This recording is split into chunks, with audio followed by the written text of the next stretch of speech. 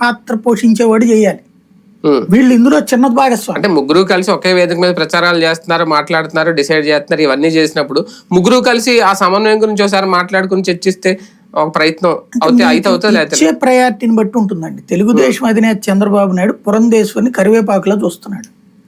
ఎంతవరకు ఆవిడ బీజేపీని తీసుకొచ్చుకున్నారు కాబట్టి తన మాట వినడానికి తగ్గట్టుగా వాడుకుంటున్నాడు కానీ ఆమెకేం పూర్తి స్వేచ్ఛ పడాలి. అంటే పొత్తు పెట్టేసుకున్నారు కాబట్టి ఇంకా అవసరం తీరిపోయింది. పవన్ కళ్యాణ్ అయినా అంతే. ఇప్పుడు ఆయన వచ్చేదాకా వెంటపడ్డాడు, వచ్చిన తర్వాత గౌరవ ప్రదర్శక స్థానాలు ఇచ్చాడా? ఇవ్వలేదు. మరి ఇప్పుడు పవన్ కళ్యాణ్ సమన్వయించుకోగలుగుతున్నాడా?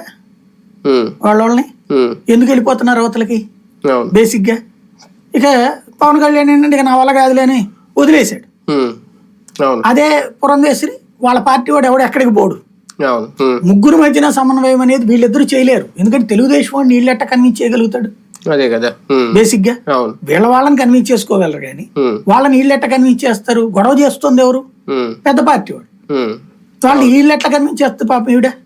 మరో కీలక అంశం, వాలంటీర్ల విషయంలో అనవసరంగా వేలు పెట్టుకెళ్ళుకొని మళ్ళీ ఆ జరిగిన తప్పును కవర్ చేసుకునే ప్రయత్నం బాబు గారు ఏమన్నా సీరియస్ గా చేస్తున్నట్టు అనిపిస్తుందా మీకు?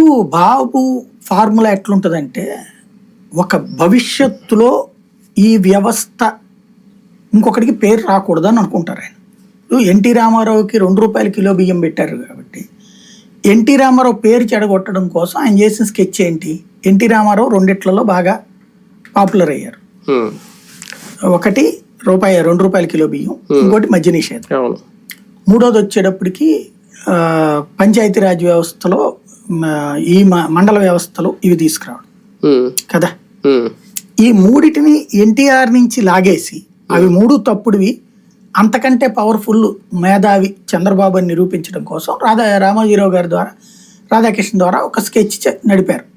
ఎలాగా 2 రూపాయల బియ్యం 3.5కి తీసుకెళ్లిపోతే ఇక ఎన్టీఆర్ మర్చిపోతారు కదా అని తీసుకెళ్ళాడు.